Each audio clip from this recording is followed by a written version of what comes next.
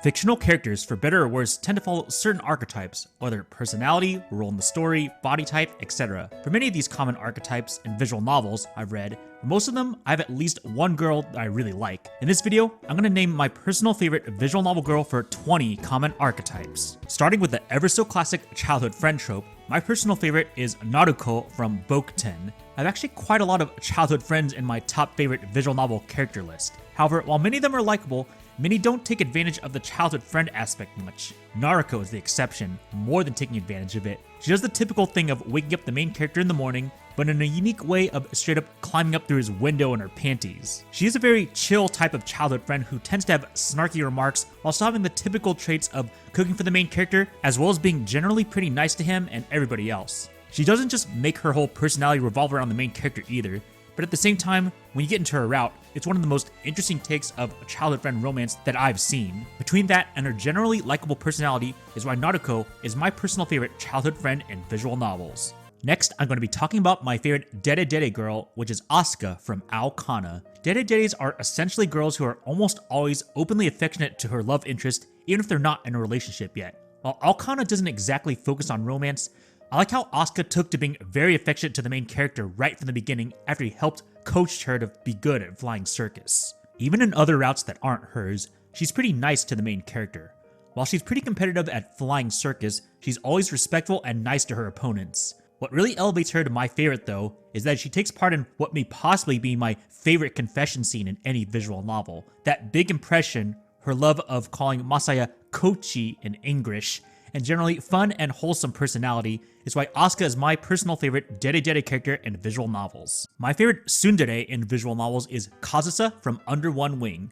Tsunderes are one of the most popular tropes in anime and visual novels, but just in case you don't know what it is, it's best to describe them as the hot and cold personality type. They basically have two modes, the one where they're angry at the main character or other people, but have a secret affectionate side that they'll show on occasion. Tsunderes in general are probably one of my least favorite archetypes on average. However, Kazusa from Under One Wing easily topped my list of favorite tsunderes when I read Under One Wing. Many tsunderes have that trap where they're defined too much by their anger and lashing out at the protagonist physically or verbally, many times unreasonably. Well, I thought Kazusa does have the insecurities and occasional anger of a tsundere. I think she's a lot more level-headed and mature than the average, willing to even apologize when she recognizes things are her fault, instead of hitting the protagonist during an accidental pervert moment that wasn't even his fault. What helps is that she probably has the most development of the main four heroines. Her relative maturity and development is what pushes Kazusa to be my personal favorite female tsundere in visual novels. The next archetype is Dandere, and my favorite girl from that is Shizuru from Rewrite. Defining Dandere is simple. It's just the weeb word for the very shy and quiet girl. I tend to be okay with shy girls in fiction, but Shizuru was easily one of the best for me in that regard. Many times, shy characters end up being just kind of boring and not really having much personality. While Shizuru is shy, she definitely still has a lot of personality. Shizuru in general is a very wholesome person. Whenever Kotaro or someone else compliments her, she has these really amusing faces and reactions that show how humble she is. What helps with her is that she has a surprisingly depressing backstory and route. Her shyness also ends up actually being an interesting character flaw in a plot sense. She may be wholesome to the protagonist and all, but she doesn't downplay her own interests and thoughts, which is a problem I have with many shy girls. Overall, Shizuru's wholesome and surprisingly deep personality is why she's my favorite shy girl in visual novels. The next archetype I'm going to talk about is the Genki girl, and the one that I chose is Akane from Kinkoi Golden Loveriche. Genki girl is basically the energetic or hyper girl. While there are a whole lot of ones that I considered for this, Akane was the one that surprised me because going into Kinkoi, I heard she was just an okay side character at best. Little did I know that this kohai, redhead, and a story full of blondes would somehow be the most consistently wholesome character in the whole story. Her love for radio calisthenics, something I didn't even know existed until I read this VN, was something that was quite charming right from the get-go. Even when the rest of the dorm hated the main character, Oro, I liked how Akane was clearly trying to be as fair as she could and give him a chance, and was relatively nice to him and even tried to invite him to her favorite morning stretches. She's definitely a bit on the loud side, as one would expect from someone as energetic as her. However, I generally found this side of her very charming and amusing, even when the fanfics basically parodied her simple-minded love for exercise.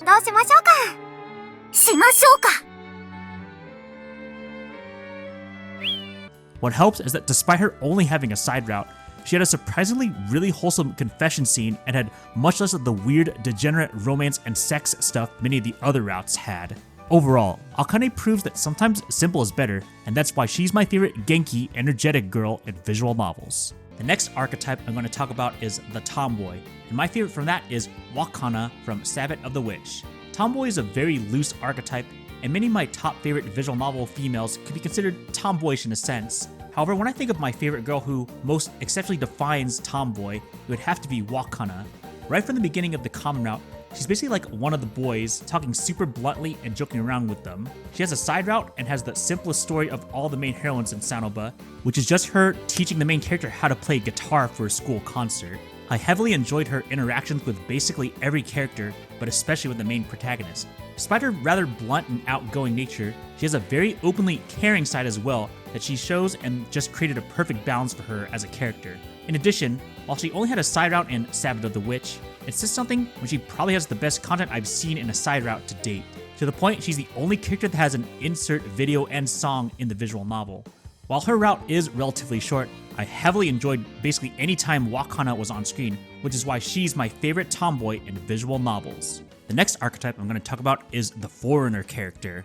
My favorite from that is Lena from Senren Banka. A guilty pleasure of mine is that I actually tend to like foreigner characters in anime and visual novels, mostly because I find their use of English very hilarious when a Japanese voice acted. However, if taking the characters seriously, I would say Lena is pretty easily my favorite foreigner character in Japanese media. She does have a lot of the typical traits of foreigner characters where she gets overly into Japanese culture and has what I guess Japan considers typical Western personality traits like loving to get physical and blunt about certain things. But as far as the English goes, I definitely consider Lena one of the most hilarious as far as her usage of it goes, mostly in the common route, but sometimes in her route and in others. However, what sets Lena apart from other foreigner characters is how surprisingly wholesome she is compared to others. Many foreigner characters are pretty much either treated as a joke or not particularly likable.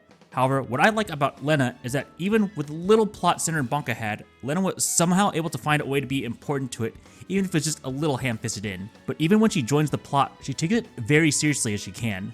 She probably has the least amount of depth and character development compared to the other main heroines, but I thought she more than made up for it for her earnestness for wanting to help out, in addition to just how sweet and wholesome the romance between her and Masami, the main character, is once they get together. Overall, as far as foreigners go, Lena just had the great combination of hilarity and wholesomeness that shows the best of that archetype in visual novels. The next archetype I'm going to talk about is the Kudere archetype, and my favorite of that is Saber from Fate Stay Night. Kudere is kind of a variation of tsundere. Instead of being overly angry or bipolar, Kuderes tend to be very stoic and blunt, almost to the point of being robotic. But of course, the fun side is seeing them eventually open up to their more secret, emotional side. Fate Stay Night was my first 18+ story visual novel, and I quite liked Saber right from the get-go. She was clearly more of the type to prioritize her mission and goals with some badass sword action. Finding out more about her past and motives were quite interesting. While I would say her romance with Shiro is the least interesting of the main three routes, what I liked instead was seeing her development of her slowly opening up in general about herself, while still maintaining her stoic but badass nature. I also continue to really like her role in other routes. Overall, when I consider kuderes, especially ones that are badass, it doesn't get much better than Saber as far as setting the standard in my opinion. The next archetype I'm going to talk about is yandere, and due to how this type of trope is heavily spoilery tendered, I'm not going to list the name of the character, but this girl is from Kikokugai, the Cyber Slayer. Yandere is a very rare but surprisingly kind of popular trope where it essentially has a kind of crazy girl who's willing to do anything for her love, even if it means killing other people or entrapping her love interest in a very secure spot or other crazy things. I tend to find yandere characters more entertaining than anything because I just couldn't imagine dating a crazy girl in real life. And for me, the yandere in Kikokugai has one of the best over-the-top yandere plot twists I've seen, that I just ended up getting heavily amused when I figured out her motives. And for that reason alone, this character from Kikokugai is pretty easily my favorite yandere in visual novels. Next, I'm going to be talking about my favorite female protagonist in visual novels, and in this case, it's Emma Tachibana from Fashioning Little Miss Lonesome. Generally, the first thing you think about with a female protagonist in visual novels are otome or visual novels with female protagonists and multiple male love interests, aka the antithesis to the usual visual novel route system. I tried several different otome, but none of them were able to keep my interest, and many times it was partly due to the main female protagonist being kind of boring. Thankfully, Emma from Fashioning Little Miss Lonesome was not boring at all. Her snarkiness and relatability with how much of an introverted loner she is was pretty amusing a lot of the time. In fact, I would say it was the main reason I even kept reading Fashioning Little Miss Lonesome, besides the fact that it was an 18+ otome for once. I wasn't really a fan of the male love interests, but thankfully, Fashioning Little Miss Lonesome was a comedy-heavy otome, and Emma was a huge contributor to the comedy, making her my favorite female protagonist in visual novels. Now I'm going to talk about my favorite female antagonist or villain in visual novels, and my choice from that is Erika Furudo from Umineko When They Cry. Umineko is unique in having quite a lot of female villains, which are quite a rarity in basically any media, let alone this quantity in one title.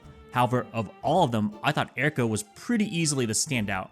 She's by far the most openly bitchy, and makes it a point to show off her superiority to the main human characters, as well as just making herself look good around the metacast. I wish more villains in general were just as consistently over-the-top entertaining as she was. It helps that Erika has a lot of English that she spams just to re-emphasize how smug she is. Even though I consider Umineko a pretty flawed visual novel series, the one thing I will heavily praise it for, in addition to its music, is how great Erika is as a villain, and that is why she's my personal favorite female antagonist in visual novels. Next, I'm going to be talking about my favorite Imoto archetype, which is Konatsu from Nikki Seiyu, How to Make a Pop Voice Actress. If I had to be honest, despite the incredible amount of little sister characters in visual novels, I have noticed that I'm not really into their routes and how they turn out. I guess I'm just not really a fan of incest stories because many of them just end up turning out the same, or the characters themselves are either too annoying or too boring. Thankfully, Konatsu makes at least a few subversions in this regard. The main one is that her route is barely about the incest at all. One of the main things I consider Nikki Seiyu is a relatively underrated visual novel because of how much it focuses on the main three heroines and how they make their career in the voice acting industry. This naturally extends to Konatsu, the little sister character. Even with her interactions with the main character, who she will always call Oni-chan as expected, her route still mostly focuses on how she's a surprisingly natural genius to the voice acting industry, but with much less experience than the other two main heroines, so she has to work on a lot of little things despite her lucky break. Her route still does fall into the trap of really predictable incest drama, but thankfully, as I said, it's incredibly glossed over and is barely the focus. So thankfully, due to that, and the fact that Konatsu for once actually just looks like a regular girl and is fairly likable, makes Konatsu my favorite Imoto in visual novels. Next, I'm going to be talking about my favorite Kemono Mimi or Animal Girl, and my favorite is Mikan from Wanko to Kuraso. I'll be honest, I had never really got the whole cat girl craze. Even the ones that mostly look human and just have ears and tail just never really super appeal to me. Most other animal girls I just don't really care for because I know they're just there for a fetish that I just don't personally get. Thankfully, in Wanko to Kuraso, all of the dog girls, despite their appearance, actually have more to them besides just being animal fan service. Mikan has a surprisingly depressing intro where she's essentially an abandoned stray that the main character has to pick up. While she starts off shy, she eventually develops into a very earnest helper dog in the realm of the visual novel. I like that this part is particularly emphasized because many times I've seen animal girls pretty much just treated as pure fan service and nothing else. Mikan does go through some melodrama, which, while maybe not completely necessary, at least makes sense for her character and the universe. So overall, the execution of how she was an animal girl in the universe and how likable she is why Mikan is my favorite animal girl in visual novels. The next archetype I'm going to be talking about is the Nee-san or older sister senpai archetype. My favorite of that is Mayu from Riddle Joker. Despite this being a very popular archetype, I've generally found it was just okay. However, I thought Mayu was easily a step above most of them. She still had that mature-ish vibe that many go for. However, she has the added bonus of having the intrigue of being a student who purposely held herself back for plot reasons. She does make a lot of self-deprecating jokes about how old she is, despite probably only being like 19 or 20, but I generally found them tolerable, but what really made her stand out is how much I surprisingly really liked her route. It had a pretty solid mix of quirky but wholesome romance, but also decent enough plot relative to Moege. Figuring out her motivations and seeing her reactions to the developments helped endear me more to her than I already was in the common route. So for the mix of the maturity, the quirky wholesomeness, and the plot reasons are why Mayu is my personal favorite Nee-san senpai archetype. The next archetype I'm going to be talking about is one that's even older than a Nee-san, the mature older woman, aka someone who's at least their mid to late 20s. My personal favorite of this is Saki from Making Lovers. There are other characters in this age range that I probably like more, but in terms of emphasizing the mature-ish aspect, I would say Saki emphasizes this the best for me. Many times I found the mature woman eventually gets kind of boring, but thankfully, due to Saki being from a SME-developed visual novel, she has quite a bunch of comedy around her few quirks, but most importantly, she actually has interesting goals related to the job she works at. I liked how even from the beginning, where the main character and her meet up through an accidental swapped blind date fiasco, they were able to make the most of it and had a chill but nice conversation in a mature yet engaging way, which obviously led to them going out. These reasons are why I consider Saki my favorite representation of a mature woman in visual novels. The next archetype I'm going to be talking about is the Yamato Nadeshiko archetype, and my favorite of that is Yukie from Majikoi, Love Me Seriously.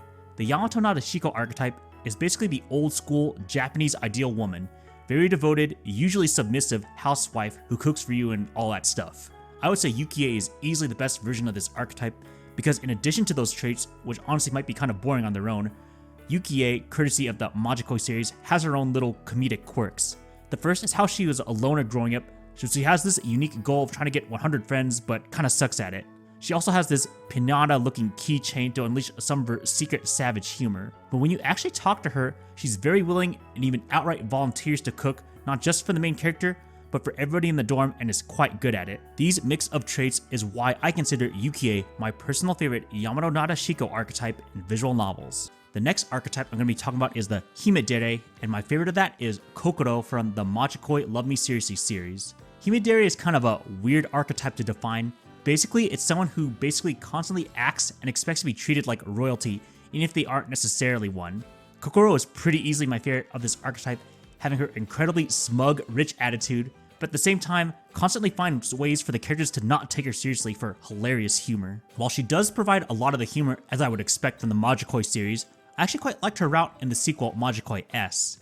While I did wish it did have a little bit more plot-ish development, I did like how it gave her enough character development to basically calm down her unnecessary smugness towards people that she perceives as not as wealthy as her. And it helps that her romance is pretty nice, even if it did require a bunch of punishing butt slaps.